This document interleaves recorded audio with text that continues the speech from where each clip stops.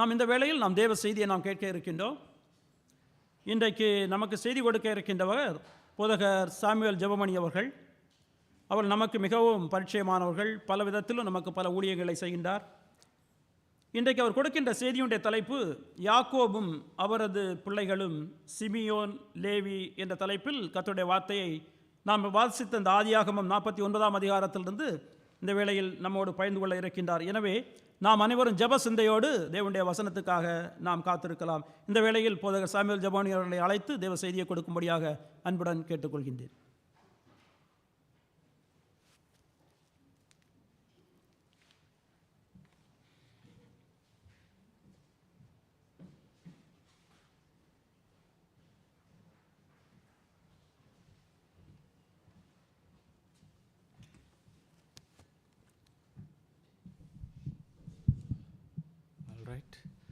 இயேசு கிறிஸ்துவனுடைய இனிதா நாமத்தினாலே இந்த காலை வேளையிலே உங்கள் யாவரையும் வாழ்த்துகிறேன்.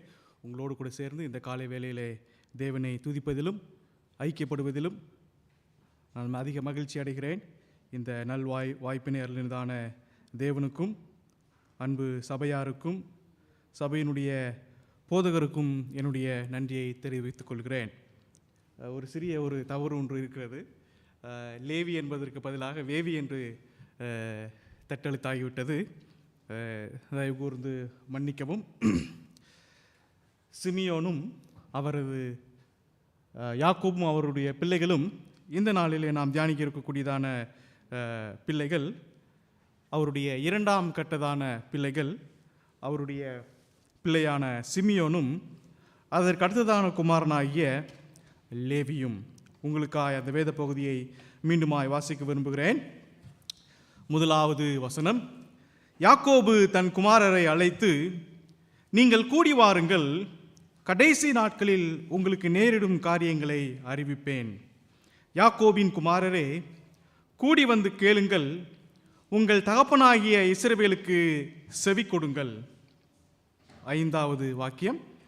சிமியோனும் லேவியும் ஏக சகோதரர், அவர்களுடைய பட்டயங்கள் கொடுமையின் கருவிகள். என் ஆத்துமாவே, அவர்களுடைய இரகசிய ஆலோசனைக்கு உடன்படாதே. என் மேன்மையே, அவர்கள் கூட்டத்தில் நீ சேராதே.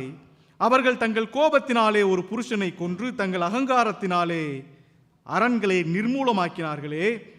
உக்கிரமான அவர்கள் கோபமும் கொடுமையான அவர்கள் மூர்க்கமும் சபிக்க கடவது. யாக்கோபிலே அவர்கள் பிரியவும் இஸ்ரவேலிலே அவர்களை சிதறவும் பண்ணுவேன். ஜெபம் செய்வோம். நல்ல பிதாவே, நன்றியோடு துதிக்கிறோம், ஸ்தோத்திரிக்கிறோம். இந்த காலை வேளையிலே நீர் எங்களோடு கூட பிரசன்னமாகி எங்களை ஆட்கொண்டு எங்களை வழிநடத்தி வருகிறீர் என்று சொல்லி நாங்கள் அறிந்து நாங்கள் உம்மை ஸ்தோத்திரிக்கிறோம், துதிக்கிறோம். இந்த வேளையிலும் கூட தேவனே, நீர் எங்களுக்கு அருளி செய்ததான வார்த்தைகளை நாங்கள் தியானித்து எங்களை சீர் செய்து கொள்ள, எங்களை உமக்கு பிரியமுள்ள பாத்திரங்களாக மாற்றிக்கொள்ள எங்களை நாங்கள் அர்ப்பணிக்கிறோம். எங்களை நீர் காத்து வழிநடத்தி அருளும். எங்களுடைய செவிகளை மாத்திரமல்ல, எங்களுடைய எண்ணங்களையும் எங்களுடைய இருதயங்களையும் நீர் ஒருவர் தாமே ஆக்கிரமித்துக் கொள்ளும்படியாக, நீர் ஒருவர் தாமே எங்களுக்கு அருள் கூர்ந்து எங்களை ஆசீர்வதித்தருளும்படியாக எங்களை நாங்கள் அர்ப்பணிக்கிறோம். வழிநடத்தி அருளும். இயேசு கிறிஸ்துவின் ஜெபிக்கிறோம் நல்ல பிதாவே, ஆமேன். எனக்கு அன்பான தேவனுடைய பிள்ளைகளே, போன மாதத்திலே நாம் யாக்கோபினுடைய முதலாவது குமாரனை குறித்து நாம் தியானிக்க கேட்டோம். யாக்கோபினுடைய முதலாவது குமாரன் ரூபன். தன்னுடைய கடைசி காலத்திலே யாக்கோபு தன்னுடைய பிள்ளைகளை எல்லாம் அழைத்து வர சொல்கிறான். It was not an expected call. திடீர் என்று சொல்லி யாக்கோபு தன்னுடைய குமாரர்களை எல்லாம் அழைத்து வர சொல்கிறான். இதற்கு முன்பதான அதிகாரங்களிலே அந்த சம்பவத்தை நாம் வாசிக்க முடியும். நியாய தீர்ப்பும் அப்படித்தான் இருக்க போகிறது. தேவனுடைய நியாய தீர்ப்பும் நாம் நினைக்காத நாளிலே, நாம் எதிர்பாராத சூழ்நிலையிலே, நாம் எதிர்பாராத அனுமானித்திராத ஒரு நிகழ்வாய் அந்த நியாய தீர்ப்பானது இருக்க போகிறது. போன ஞாயிற்றுக்கிழமையிலே இந்தியாவிலே அந்த ஷேர் மார்க்கெட் என்று சொல்லக்கூடியதான அந்த பங்கு சந்தையிலே அதை அனுமானிக்கக்கூடியதான ஒரு மனிதர் ஜூன்ஜூன்வாலா. சிலர் கேள்விப்பட்டிருக்கிறீங்களா யாராவது இங்கே? Jhunjhunwala. He was a king of Indian share market. போன ஞாயிற்றுக்கிழமை மத்தியானத்திலே நான் இங்கார்ந்து நியூஸ் படித்து கொண்டிருக்கும்போது அவன் மரித்து போய்விட்டான் என்று சொல்லி நியூஸ் வந்தது. நான் நினைத்து கொண்டிருந்தேன், அந்த ஜூன் வாலா பார்ப்பீர் என்று சொன்னால் அந்த மனிதன் 5 வருடங்களுக்கு பிற்பாடு 10 வருடங்களுக்கு பிற்பாடு ஒரு கம்பெனி வந்து எப்படியா இருக்க போகிறது என்று சொல்லி அவர் அந்த கம்பெனியுடைய ஷேரில் என்ன பண்ணுவார்னா ஷேர்லாம் வாங்குவார். என்னுடைய சில நண்பர்கள் இருக்கிறார்கள், அவர்கள் அந்த ஷேர் மார்க்கெட்லாம் ரொம்ப இன்ட்ரெஸ்டிங்காக இருப்பாங்க. அவங்க சொல்லுவாங்க, அந்த ஆள் எது வாங்குறானோ அதையே நாங்களும் வாங்குவோம். 5 ஆண்டுகளுக்கு பிற்பாடு 10 ஆண்டுகளுக்கு பிற்பாடு ஒரு கம்பெனியுடைய வளர்ச்சி இப்படியா இருக்க போகிறது என்று சொல்லி அனுமானிக்கக்கூடியதான ஒரு மனிதனுக்கு தன்னுடைய வாழ்வினுடைய அடுத்த கட்டம் எப்படியா இருக்க போகிறது என்று சொல்லி அவனுக்கு தெரியவில்லை. He passed away. அந்த நாளிலே இந்தியாவினுடைய பங்குச்சந்தையானது பாதாளத்துக்கு போய்விட்டது. இட் கான் டவுன் என்று சொல்லி நான் செய்தித்தாளிலே வாசித்தேன். அன்பு நிறைந்த நண்பர்களே, நம்முடைய வாழ்க்கையானது நிச்சயமற்ற ஒரு வாழ்க்கையாக இருக்கிறது. We do not know when we will be at the judgment. தேவன் நம்மை எப்பொழுது நியாயத்திலே கொண்டு வந்து நிறுத்துவார் என்று சொல்லி நாம் அறியாதிருக்கிறோம். நாம் நினைத்து கொண்டிருக்கலாம், ஒருவேளை இன்னும் 30 ஆண்டுகளுக்கு பிற்பாடு தேவன் நியாயத்தில் நிறுத்துவார் என்னுடைய செய்கைகளை குறித்து. நமக்கு ஒன்றுமே தெரியாது. திடீரென்று சொல்லி யாக்கோபு தன்னுடைய குமாரர்களை அழைத்து சொல்கிறான், கடைசி நாட்களில் உங்களுக்கு நேரிடும் காரியங்களை அறிவிப்பேன் என்று சொல்லி அழைத்து தன்னுடைய முதலாவது குமாரனாகிய ரூபனை குறித்து சொல்கிறான், நீ என் சேஷ்ட புத்திரன், ஆனால் நீ அந்த சேஷ்ட புத்திரனுடைய ஆசீர்வாதங்களை பெறமாட்டாய், நீ அதை தீட்டுப்படுத்தினாய், நீ மேன்மை அடைய மாட்டாய் என்று சொல்லி அவனை தள்ளி விடுகிறான். அன்பான தேவனுடைய பிள்ளைகளே, 2வது சிமியோன் இருக்கிறான், லேவி இருக்கிறான், பிற்பாடான எல்லா சகோதரர்களும் இருக்கிறார்கள். நான் போன முறை உங்களிடத்தில் சொன்னேன், தேவன் நம்மை நியாயம் தீர்க்கும் பொழுது தனித்தனியாக அல்ல, எல்லாருடைய கண்களுக்கு முன்பாக நியாயம் தீர்க்க போகிறார் என்று சொல்லி சொன்னேன். தேவன் இந்த யாக்கோபு ரூபனை குறித்து நியாயம் தீர்க்கும் பொழுது அடுத்ததாக நின்றதான இந்த சிமியோன் நினைத்திருப்பான், ஒருவேளை இந்த சேஷ்டபுத்திர பாகம், இந்த சேஷ்டபுத்திரனுக்கு உண்டான தகுதி எனக்குத்தான் இருக்க போகிறது என்று சொல்லி ரொம்ப சந்தோஷம் அடைந்திருப்பான். ஏனென்று சொன்னால் அவன் ஒருபொழுதும் தன்னுடைய தகப்பனுடைய மஞ்சத்தில் ஏறவில்லை, தன்னுடைய தகப்பனாருக்கு விரோதமான தனிப்பட்ட காரியங்கள் ஏதும் செய்யவில்லை. ஆனால் யாக்கோபு அவனுடைய பிள்ளைகளை குறித்து இப்படியாக துவங்குகிறான், சிமியோனும் லேவியும் ஏக சகோதரர் என்று சொல்லி சொல்லுகிறான். சிமியோனும் லேவியும் ஏக சகோதரர். அது என்ன ஏக சகோதரர்? 2 பேருமே லேயாளுக்கு பிறந்தவர்கள் தான், 2 பேருமே சகோதரர்கள் தானே. அப்படியா இருக்கும் பொழுது ஏன் ஏக சகோதரர் என்று சொல்லி சொல்லுகிறார்? இந்த 2 பேரும் ஏக சகோதரர் ஏனென்றால் இந்த 2 பேருக்கும் ஒரே குணம் இருக்கிறது. இந்த 2 பேரும் ஒரு சேர நடந்தார்கள். இந்த 2 பேரும் மற்ற பிள்ளைகளை விட, மற்ற சகோதரர்களை பார்க்கலும் தனித்திருந்து அவர்கள் காரியங்களை செய்யக்கூடியதான மனிதர்களாக இருந்தார்கள். அவர்களுடைய பட்டயங்கள் கொடுமையின் கருவிகள் என்று சொல்லி நாம் கீழே வாசிக்கிறோம். அவர்கள் தங்கள் கோபத்தினாலே ஒரு புருஷனை கொன்று தங்கள் அகங்காரத்தினாலே அரண்களை நிர்மூலமாக்கினார்களே. 7ஆம் வசனத்தில் மறுபடியும் வாசிக்கிறோம், கோபமும் மூர்க்கமும் என்று சொல்லி வாசிக்கிறோம். 3 முறை இந்த 2 வேத பகுதியிலே வாசிக்கிறோம், கோபமும் மூர்க்கமும் என்று சொல்லி வாசிக்கிறோம். அன்பான தேவனுடைய பிள்ளைகளே, யாக்கோபினுடைய முதல் குமாரனாகிய ரூபன் தன்னுடைய இந்த உலக ஆசீர்வாதங்களை தன்னுடைய சுய இச்சையினாலே, பாவத்தினாலே அதன் இழந்து போட்டான். ஆனால் அவனுடைய 2வது குமாரனாகிய இந்த சிமியோனும் லேவியும் அவர்களும் அந்த ஆசீர்வாதத்தை பெற்றுக்கொண்டார்கள் என்று சொன்னால் அவர்களும் அந்த ஆசீர்வாதத்தை பெற்றுக்கொள்ளவில்லை. ஏன் இழந்து போனார்கள்? அவருடைய வாழ்க்கையிலே கோபமும் மூர்க்கமும் காணப்பட்டது. நாம் அநேக வேளையிலே நாம் இந்த கோபத்தை குறித்தும் மூர்க்கத்தை குறித்தும் நாம் கவலை வருவதில்லை. நாம் பெருமை பேத்திக் கொள்கிறோம், அவர் பெரிய கோபக்காரங்க, அவர் பெரிய முன்கோபி, ஷார்ட் டெம்பர்ட். ஆனால் ஒன்றை அறிந்து கொள்ளுங்கள், கோபம் பாவம். என்னது கோபம் பாவமா? ஆமாம், கோபம் பாவம்தான். வேத புத்தகம் அப்படித்தான் சொல்லுகிறது. கோபம் பாவம் என்று சொல்லி அதை அடையாளப்படுத்துகிறது. கொஞ்சம் இந்த சமுதாயத்தை குறித்து யோசித்து பாருங்கள், எவ்வளவு கோபமுள்ள ஒரு சமுதாயத்தில் நாம் வாழ்ந்து வருகிறோம். there is so much anger in the society, இல்லையா? ஒரு நாளிலே நாம் கோபப்படாத ஒரு நாளை கழித்தோம் என்று சொன்னால் அது ரொம்ப சிரமமாக தான் இருக்குது அந்த நாளை நினைத்து பார்ப்பதற்கு. அலுவலகத்திலே கோபப்படுகிறோம், நம்முடைய பிரயாணங்களிலே நாம் கோபப்படுகிறோம், மற்றவர்களுடைய செயல்களை குறித்து கோபப்படுகிறோம், நம்முடைய வீடுகளிலே நாம் கோபப்படுகிறோம். கோபம் இல்லாத இடமே இங்கே இல்லை. வேத புத்தகத்திலே கோபப்பட்ட மனிதர்களை குறித்து நாம் அநேக இடங்களில் வாசிக்கிறோம். இன்னும் சொல்ல வேண்டும் என்று சொன்னால், ஒரு பாவம் ஆதியாகமத்திலிருந்து வெளிப்படுத்தின விசேஷம் வரைக்கும் ஒரு காரியம் காணப்படும் என்று சொன்னால் அது கோபம்தான்.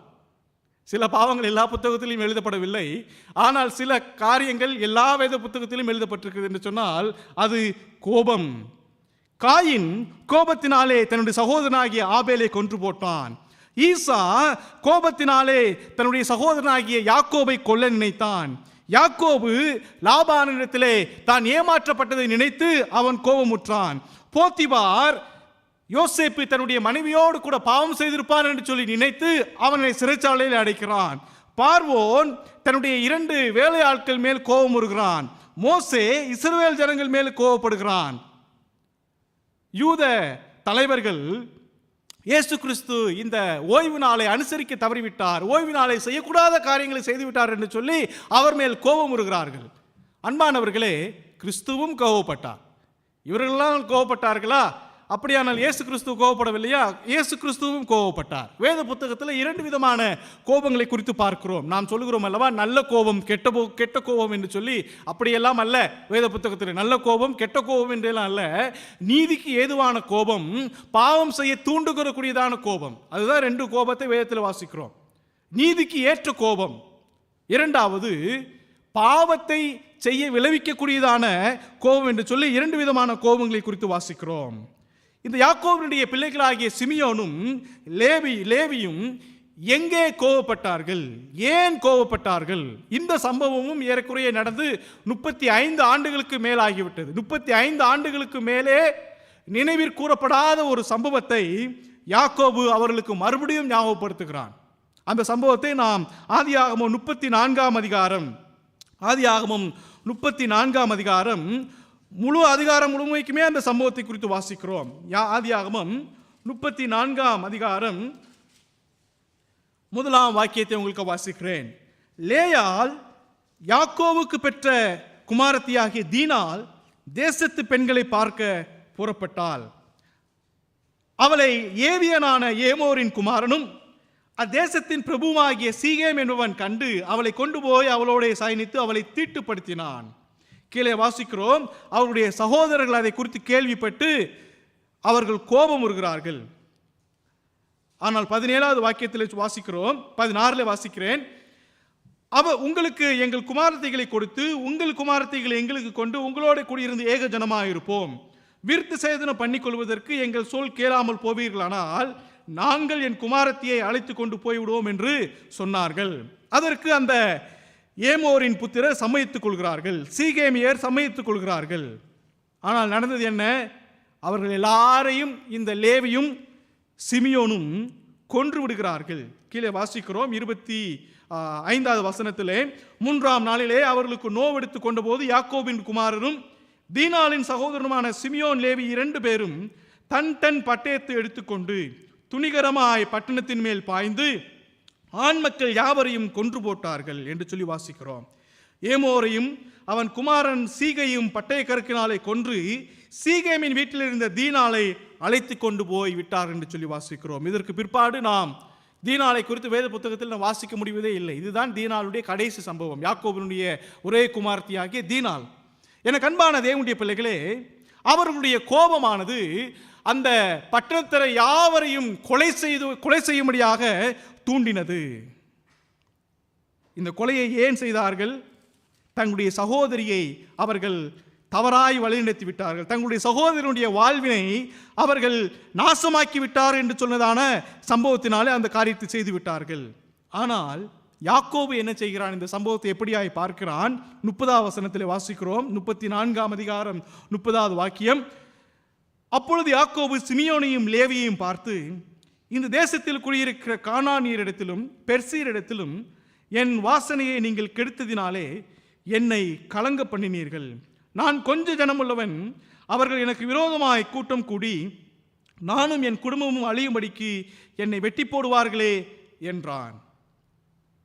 2வது வசனம் 35வது அதிகாரம் 2வது வசனம். அப்பொழுது யாக்கோபு தன் வீட்டாரையும் தன்னோடு கூட இருந்த மற்ற அனைவரையும் நோக்கி, உங்களிடத்தில் இருக்கிற அந்நிய தெய்வங்களை விலக்கி போட்டு உங்களை சுத்தம் பண்ணி கொண்டு உங்கள் வஸ்திரங்களை மாற்றுங்கள் என்று சொல்லுகிறான்.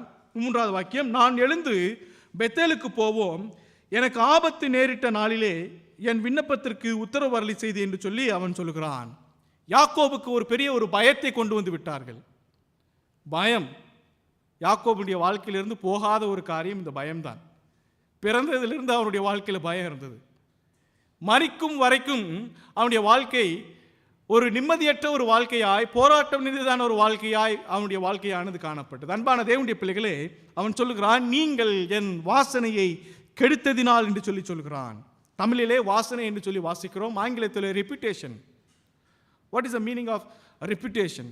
யாக்கோபு தன்னுடைய பிள்ளைகளை பார்த்து சொல்லுகிறான், என்னுடைய மரியாதையை இந்த தேசத்திலே நீங்கள் குலைத்து விட்டீர்கள் என்று சொல்லி சொல்கிறான். எனக்கு அன்பான தேவனுடைய பிள்ளைகளே, ரூபன் தன்னுடைய சுய இச்சையினாலே தன்னுடைய ஆசீர்வாதத்தை இழந்து போனான் என்று சொன்னால், சிமியோனும் லேவியும் ஏன் தங்களுடைய ஆசீர்வாதங்களை இழந்து போனார்கள் என்றால், தங்களுடைய தகப்பனருடைய மரியாதையை கெடுத்ததினாலே. இன்றைக்கு தேவனுடைய பிள்ளைகளாக, தேவனுடைய வாக்குத்தத்தங்களை பெற்றவர்களாக, தேவனால் தெரிந்து கொள்ளப்பட்டு முன்குறிக்கப்பட்டவர்களாக நாங்கள் அமர்ந்திருக்கிறோம். தேவன் நம்மை ஒவ்வொருவரையும் ஆசீர்வதிப்பதற்கு அவர் மனதுள்ளவராக, அவர் கரிசனை உள்ளவராக இருக்கிறார். ஆனால் உண்மையாகவே நாம் அவருடைய ஆசீர்வாதங்களை நாம் பெற்றுக்கொள்கிறோமா என்று சொன்னால் இல்லை, இல்லை. நாம் நம்முடைய செயல்களினாலே நம்முடைய வாக்குத்தத்தங்களை நாம் நாசமாக்கி போடுகிறோம். இந்த 2 சகோதரர்களையும் நோக்கி பாருங்கள். அவர்கள் 2 பேரும் வேறுபாடு உள்ளவர்கள். அந்த 2 பேருடைய இருதயங்களும் ஒருங்கிணைந்த காரியங்களாய் காணப்பட்டது. ஒரு குடும்பத்தில் 12 பேர் இருக்கிறார்கள். அந்த 12 பேரும் 2 பிரிவாக பிரிக்கப்படவில்லை, 6 பேரா. அந்த 12 பேரும் குணாதிசயங்கள் மூலமாக பிரிக்கப்படுகிறார்கள். இந்த 2 பேரும் கோபக்காரர்கள். இந்த 2 பேரும் கோபக்காரர்கள். அது மாத்திரமல்ல, they were partners in crimes. ஆங்கிலத்தில் சொன்னோம் இல்லையா, they were hiding each other's back. ஒருவருடைய பாவத்தை மற்றொருவர் மறைத்துக் கொள்கிறார்கள். சிமியோனுடைய பாவத்தை லேவி மறைக்கிறான், லேவியினுடைய பாவத்தை இந்த சிமியோன் மறைத்துக் கொள்கிறான். எனக்கு அன்பான தேவனுடைய பிள்ளைகளே, ஏன் இந்த 2 பேரும் தேவனுடைய ஆசீர்வாதங்களை இழந்து போனார்கள்? முதலாவது காரியம், அவர்கள் தன்னுடைய தகப்பனுக்கு தெரியாமல் ஆலோசனை செய்தார்கள். they were counseling secretly. தங்கள் தகப்பனுக்கு தெரியாமல் அவர்கள் ஆலோசனை செய்கிறார்கள். தங்களுடைய சகோதரர்களுக்கு தெரியாமல் ஆலோசனை செய்கிறார்கள். தங்களுடைய தகப்பனுக்கு தெரியாத ஒரு காரியத்தை திடீரென்று சொல்லி தாங்கள் சுயமாக போய் செய்து விடுகிறார்கள். உங்களுக்கு ஞாபகம் இருக்கலாம், இதற்கு பின்னான நாட்களிலே, இதற்கு பின்னான அதிகாரங்களில் 34வது அதிகாரத்திற்கு கீழே நாம் யோசேப்பினுடைய சம்பவத்தை குறித்து வாசிக்கிறோம். அங்கேயும் யோசேப்பை கொலை செய்ய அவர்கள் தீர்மானிக்கிறார்கள், பிளான் பண்றாங்க. வேத புத்தகம் சொல்லலை, யார் பேரும் சொல்லலை. யார் கொலை செய்ய எத்தனித்தார்கள், யார் கொலை செய்ய, யார் முதலாவது இந்த யோசேப்பை அந்த குழியிலே தூக்கி போட்டார்கள், இந்த சம்பவம் எல்லாம் சொல்லப்படவில்லை. நான் உங்களுடைய அனுமானத்திற்கே விட்டு விடுகிறேன். அங்கேயும் சில யோசேப்பை கொலை செய்ய தீர்மானிக்கிறார்கள். யார் செஞ்சிருக்கலாம்? வேத புத்தகம் நமக்கு சொல்லலை. அதனால் நாம் என்ன பண்ணக்கூடாது, இதை சிமியோன் தான் செஞ்சிருப்பான், லேவி தான் செஞ்சிருப்பான், அனுமானிக்கிறதற்கு நாம் யார்? ஆனால் எனக்கு அன்பான தேவனுடைய பிள்ளைகளே, பாருங்கள், ஒரு குடும்பத்திலே 2 பேர் ஒத்துசைந்து இருக்கும் பொழுது, 2 பேர் ஒரே குணாதிசயத்தோடு வாழும் பொழுது, அந்த குடும்பத்திலே காணப்படக்கூடியதான அந்த விளைவுகளை எல்லாம் நோக்கி பாருங்கள்.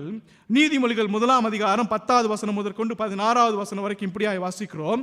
நீதிமொழிகள் 1ஆம் அதிகாரம், நீதிமொழிகள் 1ஆம் அதிகாரம்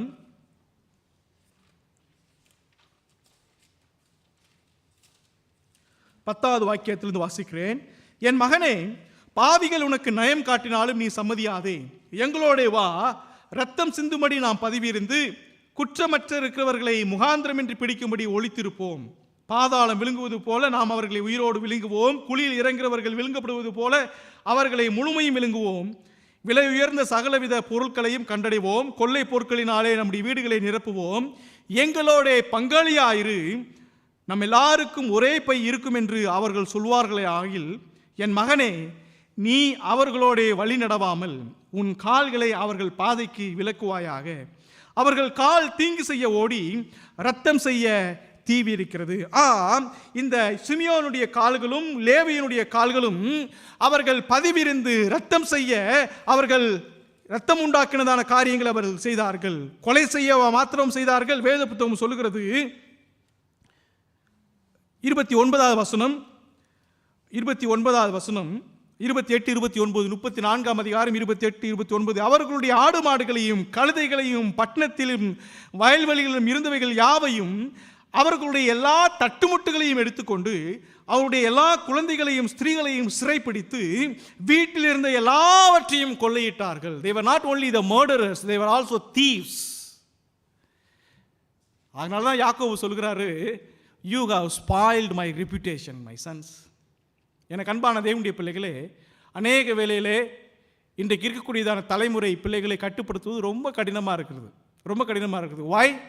Because they are hiding each other's back. They are hiding each other's back. Their friends are there, their brothers are there, and their relatives are there to hide their sins. யாக்கோபுக்கு இல்லாத ஆசீர்வாதங்களா ஐயா? யாக்கோபுக்கு இல்லாத ஆசீர்வாதங்களா? ஆனால் அவனுடைய பிள்ளைகள் என்ன செய்கிறாங்க? they behave very cheaply. They behave very cheap. சில பெரிய பணக்காரர்கள் அது ஒரு குறைபாடு என்று சொல்லுகிறார்கள். என்ன குறைபாடுன்னு தெரியல. எவ்வளோ பெரிய பணக்காரங்களாக இருந்தாலும் சின்ன ஒரு பேனா, ஒரு ஸ்பூனு இதெல்லாம் திருடுவாங்க பார்த்தீங்களா? அந்த மாதிரி பெரிய பணக்காரன் இந்த யாக்கோபு. அவர் தன்னுடைய மாமனார் வீட்டிலிருந்து வரும்பொழுது எதிரே தன்னுடைய சகோதரனாக ஏசா வருகிறான். அவனுக்கு பிரித்து கொடுக்கக்கூடியதான சூழ்நிலை அவனுடைய சம்பத்துக்களை நான் வாசிக்கிறோம். அவ்வளோ பெரிய பணக்காரன். ஆனால் அவனுடைய 2 குமாரர் என்ன பண்ணுறாங்க? அவர்களுடைய எல்லா தட்டுமுட்டுகளையும், வெசல்ஸ் இன் த ஹவுஸ், எல்லா குழந்தைகளையும் ஸ்திரீகளையும் சிறைப்பிடித்து வீட்டிலிருந்து எல்லாவற்றையும் கொள்ளையிட்டார்கள். யாக்கோபு நினைத்திருப்பான், யாக்கோபு தன்னுடைய வாழ்நாளிலே அவனுடைய பெற்றோராய் அவனுடைய மூதாயராகிய ஆபிரகாம் செய்தான காரியங்களை நினைத்திருப்பான். அவன் அமலேக்கியர் எல்லாவற்றையும் எடுத்துக்கொண்டு போனது போது யாக்கோபு சொல்லுகிறான், அந்த ராஜா சொல்லுகிறான், உனக்கு ஏதாவது வேணும் எடுத்துக்கோப்பா சொல்லுகிறான். ஆபிரகாம் சொல்லுகிறான், எனக்கு எதுவும் வேண்டாம், உங்ககிட்ட இருந்து நான் வாங்கிட்டு போயிட்டு ஒன்று நீ கொடுத்ததுனால தான் நான் பெரிய ஆசீர்வாதம் ஆகிட்டேன், நீ கொடுத்ததுனால தான் நான் பெரிய பணக்காரன் ஆகிட்டேன்னு சொல்லிட்டு யாரும் சொல்லக்கூடாது. ஐ டு நாட் டேக் எனிதிங் என்று சொல்லுகிறான். ஆனால் அவனுடைய சந்ததியிலே வந்ததான இந்த பிள்ளைகளை பாருங்கள், தன்னுடைய வாழ்க்கையில் தன்னுடைய குடும்பங்களில் எல்லா காரியங்கள் காணப்பட்டாலும் அவர்கள் கொலைபாதகர்களாக, கோபமுற்றவர்களாக, திருடுபவர்களாக காணப்பட்டார்கள். எனக்கு அன்பான தேவனுடைய பிள்ளைகளே, இந்த சிமியோனும் லேவியும் ஏன் தங்களுடைய ஆசீர்வாதங்களை இழந்து போனார்கள்? ஏன் அவர்கள் சேஷ்ட புத்திர பாகத்தை அவர்கள் இழந்து போனார்கள்? அவர்களுடைய குணம். தே கவுன்சில் சீக்ரெட்லி. எனக்கு அன்பான தேவனுடைய பிள்ளைகளே, எனக்கு அன்பான வாலிப பிள்ளைகளே, to you council secretly? It is an abomination. If you counsel against your parents, if you want to have your own way against your parents, remember you are not on the Lord's path. என்னிடத்தில் அநேகர் கேள்வி கேட்பாங்க, அண்ணே எது தேவனுடைய சித்தம்? ஒரு பெரிய கேள்வி இருக்கு இல்லையா? கர்த்தருடைய சித்தம் நிறைவேற ஜெபியுங்கள், கர்த்தருடைய சித்தம் நிறைவேற ஜெபியுங்கள். அது ரொம்ப ஃபேமஸான ஒரு வாக்கியம் சபைகளிலே. So the people ask, what is God's will? How do I find God's will in my life? I say to them, listen to your parents, that is God's will. உங்களுடைய பெற்றோருக்கு நீங்கள் கீழ்ப்படியுங்கள், அதுதான் கர்த்தருடைய சித்தம். அதுதான் கர்த்தருடைய சித்தம். It is not your visions, it is not your dreams, but listen to your parents' voice. இந்த 2 பேரை பாருங்கள், they choose their own way. They choose their own way to prosper in their life. நாங்கள் திருடுவதனாலே, கொலை செய்வதனாலே மற்ற சகோதரர்களை பார்க்கலும் நாங்கள் பெரும் ஆசீர்வாதத்தை பெற்றவர்களாய் காணப்படுவோம் என்று சொல்லுகிறார்கள். கீழே அதுக்கு அடுத்த அதிகாரத்தில் வாசிக்கிறோம், யாக்கோபுடைய சாபத்தை குறித்து வாசிக்கிறோம். அவன் எப்படி சபிக்கிறான்? 2 முறை சொல்லுகிறான், நீங்கள் பிரிந்து விடுவீர்கள் என்று சொல்லுகிறான். I will disperse you, I will scatter you என்று சொல்லுகிறான். எனக்கு அன்பான தேவனுடைய பிள்ளைகளே, வன்முறை நிறைந்ததான இருதயமற்ற தலைமுறை ஜனங்களோடு கூட நாம் வாழ்ந்து வருகிறோம். The violent generation today. ஒவ்வொரு நாளும் நாம் செய்தித்தாளிலே நீங்கள் வாசிக்கும் பொழுது, அல்லது நீங்கள் தமிழ்நாட்டை குறித்ததான செய்திகளை குறித்து வாசிப்பீர்கள் என்று சொன்னால் நம்முடைய நெஞ்சமெல்லாம் பதபதைக்க, ரொம்ப பயம் வந்துடுது. இப்படியெல்லாம் இருப்பாங்களா சொல்லிட்டு. குடிக்கிறதுக்கு காசு தரலன்னு கொண்டு போட்டுறாங்க, கொலை பண்ணிடுறாங்க, கொள்ளையிடுறாங்க, மதுபானத்திற்கு அடிமையாகி விட்டார்கள். Their addictions. சங்கீதம் 1:1 நாம் யாவரும் மனிதான வசனம். துன்மார்க்கருடைய ஆலோசனையில் நடவாமலும் பாவிகளுடைய வழியில் நில்லாமலும் பரியாசக்காரர் உட்காரும் இடத்தில் உட்காராமலும். முதல் 2 வாக்கியம் சொல்கிறது துன்மார்க்கருடைய ஆலோசனையில் நடவாமலும். அதைத்தான் நாம் நீதிமொழிகள் 1ஆம் அதிகாரத்தில் வாசித்தோம். வா, நமக்கு எல்லாருக்கும் ஒரே பை இருக்கட்டும். யார் சொன்னாங்க தெரியல, சிமியோன் சொன்னாரா லேவி சொன்னாரா தெரியல. வா, அங்கே போய் கொள்ளையிடுவோம், அவங்களை கொண்டு போடுவோம், நம்ம 2 பேரும் share பண்ணிக்கிடுவோம். We do not know who said that first. ஆனால் அந்த கொள்ளையிட்ட ஆசீர்வாதங்களையோ தகப்பனுடைய ஆசீர்வாதங்களையோ தங்களுடைய வாழ்க்கையிலே அவர்கள் ஒருபோதும் பெற்றுக்கொள்ளவில்லை. எனக்கு அன்பான தேவனுடைய பிள்ளைகளே, கத்தியை தூக்கினார்கள், தங்களுடைய வாழ்க்கையை அவர்கள் காலி செய்து விட்டார்கள். வாக்குத்தத்தத்தை ஏன் அவர்கள் சுதந்திரித்துக் கொள்ளவில்லை? முதலாவது, அவர்களுடைய ஆலோசனை துராலோசனையாக காணப்பட்டது. வாக்குத்தத்தத்தை ஏன் அவர்கள் சுதந்திரித்துக் கொள்ளவில்லை? இரண்டாவதாக, they troubled Jacob's heart. தங்களுடைய தகப்பனாருடைய இருதயத்தை கலங்க பண்ணினார்கள். They have spoiled their reputation. May I ask you this question to our young boys? Have you ever spoiled your parents' reputation? Some of you are sitting back. Are you working towards for the greatness of your parents and your family's reputation, or you are spoiling your family's reputation? That's a question each one of you have to think. Spoiling the reputation. என் பேரை கெடுத்துட்டியாடா நீ. சின்ன சின்ன காரியங்கள் தான், ஆனால் பேரை கெடுத்துருவாங்க. நான் பெரிய சேட்டக்காரன். போன 2 வாரத்துக்கு முன்னாடி ஒரு சகோதரர்கிட்ட பேசிக்கிட்டு இருந்தேன். ஐ வாஸ் வெரி வெரி நாட்டி பாய். ஒரே பையன், வெரி நாட்டி பாய். நான் படித்த பள்ளிக்கூடத்தில் நீங்கள் போய் கேட்டிங்கன்னா சொல்லுவாங்க. Still they remember my name. How many windows that I have broken and whom with I argue. And I'll tell you one thing. Class நடந்துகிட்டு இருக்கும்போதே டீ குடிக்கலாம் போவேன் நான். I was so such fellow. I'm going for a tea break during the lecture time. None of them control me. You know one thing? My mom often says, என்னுடைய தாய் அடிக்க சொல்லுவாங்க, எங்கள் அம்மா, your father is a pastor. உங்கள் அப்பா pastor. Don't bring a false reputation. Don't spoil our family's reputation. நம்முடைய குடும்பத்தினுடைய மரியாதையை கெடுத்து விடாதே. That word discipline me. அன்பானவர்களே, அந்த வார்த்தை தான் என்னை சீர்படுத்தியது. Thereafter I don't stand with people where I shouldn't be. சபையிலே சிரிச்சேன்னா ஸ்கூலில் அடிவுழு எனக்கு. ஏன்னா உங்கள் அப்பா பாஸ்டர் பிரசங்கம் பண்ணிட்டு இருக்கிறாரு, நீ பக்கத்தில் இருக்கிறவங்க கூட பேசிகிட்டு இருக்கிறியே நீ. That discipline me. அது என்னை சீர்படுத்தியது. அன்பான தேவனுடைய பிள்ளைகளே, நாம் என்ன யோசித்துக் கொண்டிருக்கிறோம்? அநேக வேளையிலே என்னுடைய செயல்கள் எங்களுடைய குடும்பத்தினுடைய மரியாதையை கெடுத்து விடாது. அது என்ன செய்து விட போகிறது? அது உன்னுடைய தலைமுறையை பாதிக்கும். It will affect your generations. நீதிமொழிகள் 34 அந்த காரியத்தை வாசிக்கிறோம். 35வது வசனங்களை வாசிக்கிறோம். சில வாக்கியங்களை நீதிமொழிகளில் உங்களுக்காக வாசிக்க விரும்புகிறேன். நீதிமொழிகள் 19ஆம் அதிகாரம்.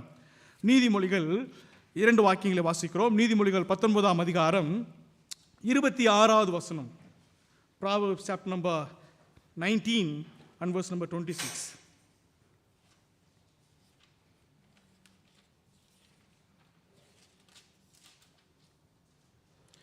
தன் தகப்பனை கொள்ளையடித்து தன் தாயை துரத்தி விடுகிறவன் லட்சையையும் அவமானத்தையும் உண்டாக்குகிற மகன். 29ஆம் அதிகாரம். நீதிமொழிகள் 29ஆம் அதிகாரம் 15வது வசனம். 29:15. பிரம்பும் கடிந்து கொள்ளுதலும் ஞானத்தை கொடுக்கும். அதுக்கடுத்து முக்கியமான வசனத்தை வாசிக்கிறோம்.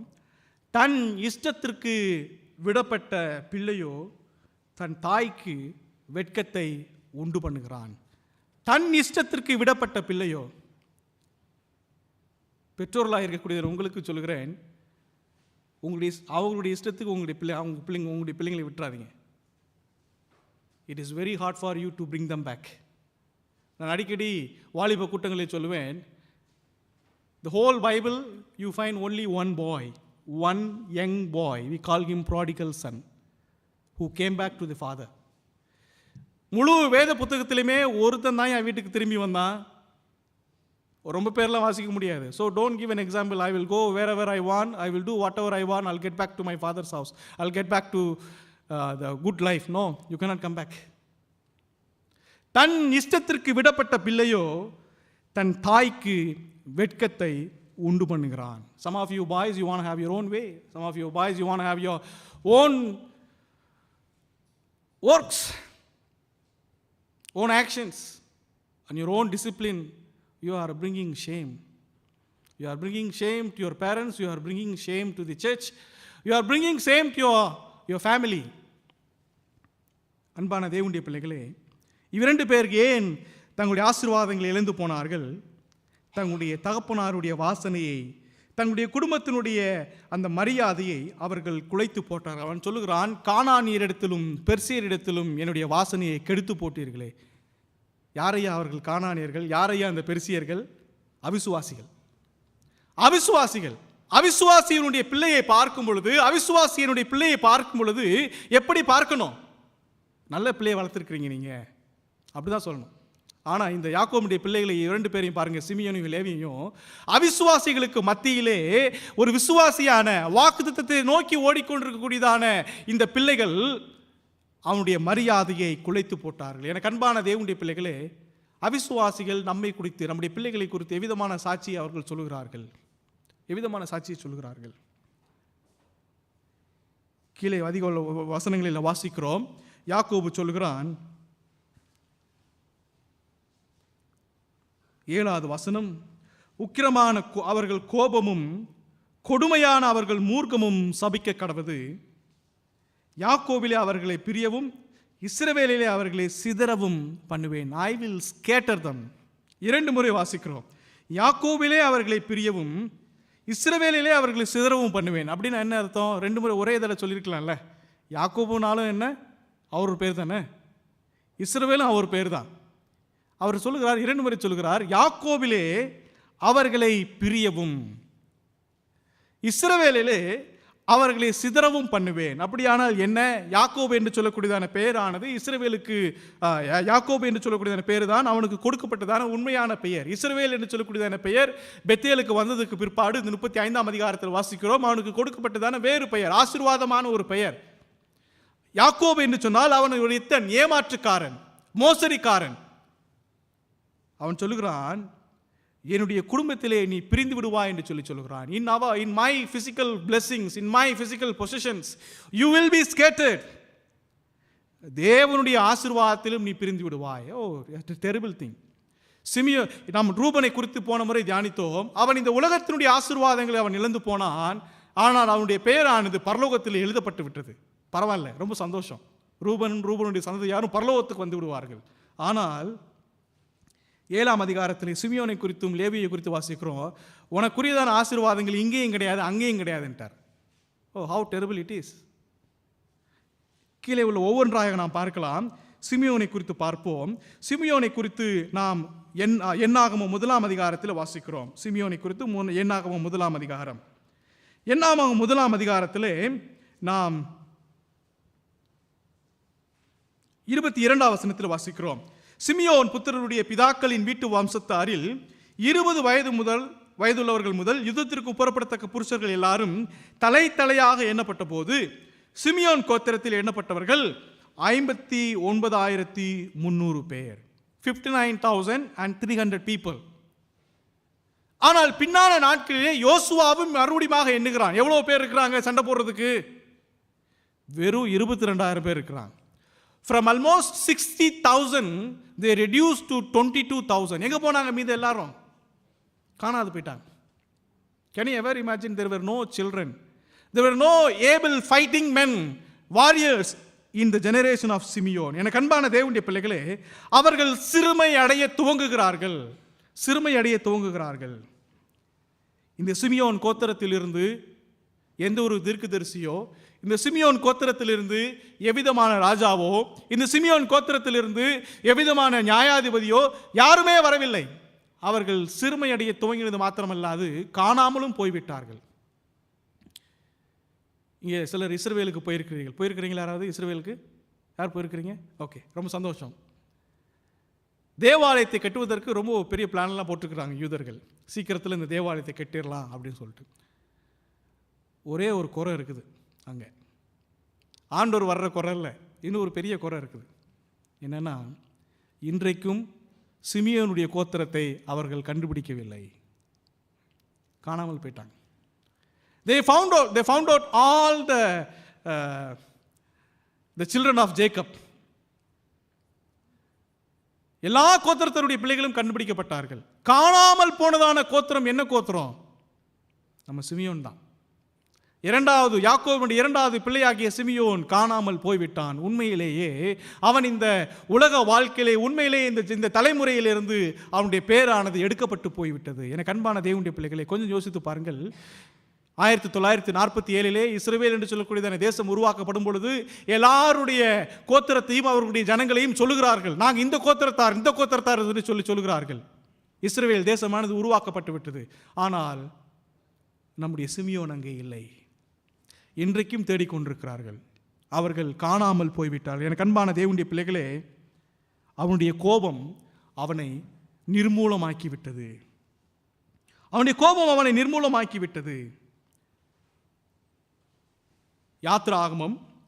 என்னாகமம் 33ஆம் அதிகாரம். என்னாகமம் 33ஆம் அதிகாரம். அங்கே மோசே தான் மரணம் அடைவதற்கு முன்பதாக எல்லா ஜனங்களையும் ஆசீர்வதிக்கிறான். கோத்திரம் ஆசீர்வதிக்கிறான். சிமியோன் இல்லை. சில வேளைகளிலே நாம் ஜெபம் செய்யும் பொழுது ஒருவருடைய பெயரை மறதியாக விட்டு விடுகிறோம் இல்லையா? அவர்களுக்கு ஜெபிக்க மறந்து விடுகிறோம். அந்த மனிதருக்கு ஐயோ என்னை ஜெபம் பண்ண மறந்துட்டாங்களே. நான் செய்திருக்கிறேன் சில வேளைகளில். போதகராக அநேக ஜெப குறிக்கள் வரும்பொழுது ஜெபிக்க மறந்துடுவேன்.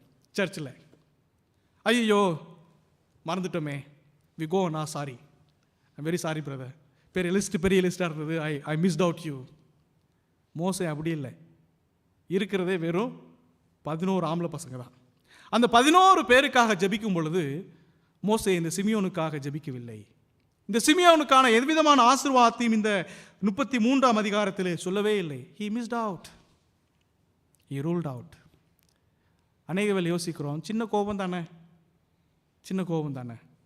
என்னுடைய வார்த்தை இவர்களை என்ன செய்துவிட போகிறது? It will rule out your name from the book of the Lord. இரண்டாவதாக லேவிக்கு வருவோம். லேவியும் சிதறடிக்கப்படுகிறான். சிமியோன் மாத்திரமல்ல, லேவியும் சிதறடிக்கப்படுகிறான்.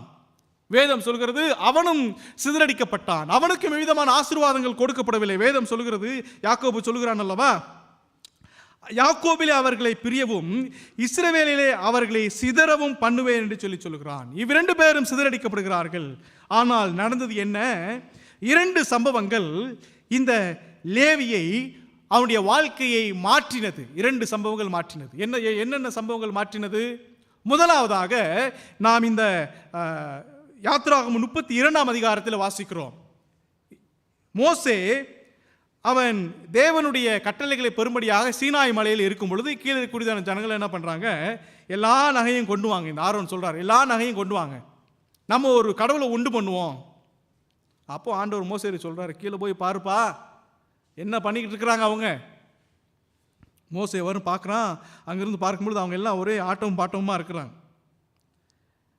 தேவன் கேட்கிறார், 26வது வசனம், யாத்திராகமம் 32ஆம் அதிகாரம் 26வது வசனம். பாளையத்தின் வாசலில் நின்று கர்த்தருடைய பட்சத்தில் இருக்கிறவர்கள் யார்? அவர்கள் என்னிடத்தில் சேரக்கடவர்கள் என்றான். அப்பொழுது லேவியின் புத்திரர் எல்லாரும் அவனிடத்தில் கூடி வந்தார்கள். They did not miss the opportunity. தேவனுடைய பட்சத்திலே, நாங்கள் ஆசீர்வாதம் இல்லாமல் இருக்கிறோம், எங்களுக்கு எவ்விதமான சுதந்திரமும் இல்லை. கர்த்தருடைய அழைப்பை கேட்டு லேவியனுடைய புத்திரர்கள் எல்லாரும் தேவனுக்கு முன்பாக, கர்த்தருக்கு முன்பாக வந்து நின்றார்கள். We are there. முன்பு தவறிழைத்தார்கள். ஆனால் தேவனுடைய சத்தத்தை கேட்ட பொழுதோ அவருக்கு முன்பாக வந்து நின்றார்கள். 2வது சம்பவம், லேவி தன்னுடைய சாபமான வாழ்க்கையை ஆசீர்வாதமாக எப்படியாய் மாற்றிக்கொண்டான். என்னாகமம் 25ஆம் அதிகாரம். 25ஆம் அதிகாரம்.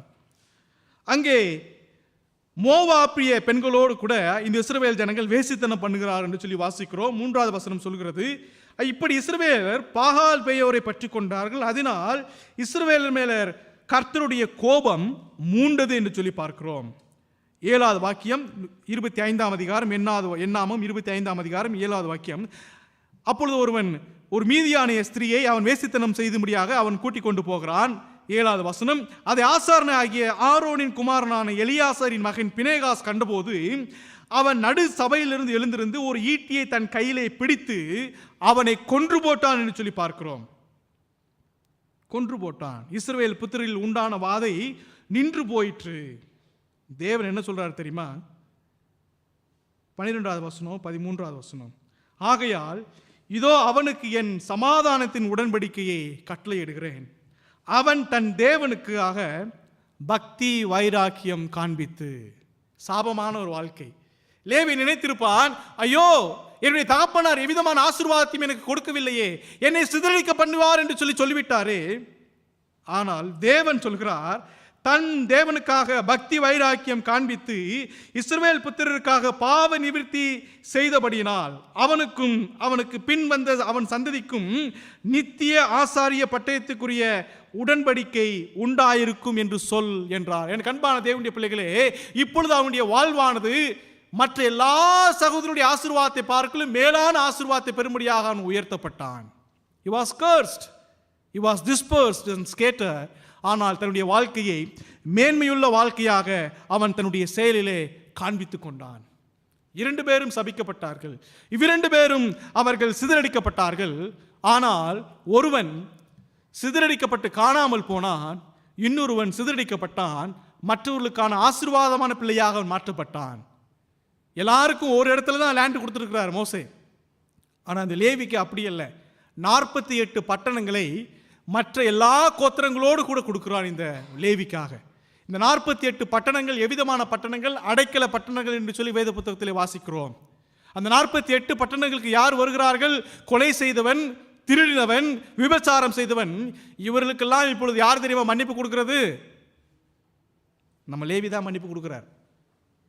முன்பு கொலைகாரன் தான், ஆனால் இப்பொழுது கொலை செய்தவர்களுக்கு மன்னிப்பு கொடுக்கிறான். முன்பு கொள்ளைக்காரன் தான், இப்பொழுது கொள்ளையடித்தவர்களுக்கு மன்னிப்பு கொடுக்கிறான், அடைக்கலம் கொடுக்கிறான். பாருங்கள் அவனுடைய வாழ்க்கை எவ்விதமாக மாற்றப்பட்டு விட்டது. மற்றவர்களுக்கு சமாதானத்தை கொடுக்கக்கூடியதாக, மற்றவர்களுக்கு ஆசீர்வாதத்தை கொடுக்கக்கூடியதான ஒரு வாழ்வாய் அந்த வாழ்வானது மாறிப்போனது. எனக்கு அன்பான தேவனுடைய பிள்ளைகளே, it is not how we have begun our life. It is not how are we living today. It is how are we going to end our life. Levi தன்னுடைய வாழ்க்கையை ஆசீர்வாதமாகி முடித்து போட்டான். கோபக்காரனாக, கொள்ளைக்காரனாக அல்ல, மற்றவர்களுக்கு ஆசீர்வாதத்தை கொடுக்கக்கூடியதான மகனாக, மற்றவர்களுக்கு ஆசீர்வாதத்தை சொல்லக்கூடியதான மகனாக அவன் மாறிப்போனான். அவனுடைய சுதந்திரமானது எல்லா தேசத்தினுடைய எல்லா வம்சத்தினுடைய சுதந்திரமும் அவனுக்கும் கொடுக்கப்பட்டது. எனக்கு அன்பான தேவனுடைய பிள்ளைகளே, நாம் நம்முடைய வாழ்வினை எவ்வாறு முடித்து போட போகிறோம்? லேவியை போலவா அல்லது சிமியோனை போல ஒன்றுமில்லாத ஒரு வாழ்க்கையவா? நாமே ஒரு தீர்மானத்தை எடுப்போம். கர்த்தர் தாமே திருவார்த்தைகள் மூலமாக நம் அனைவரையும் ஆசீர்வதித்து வழிநடத்தட்டும். ஆமேன், ஆமேன்.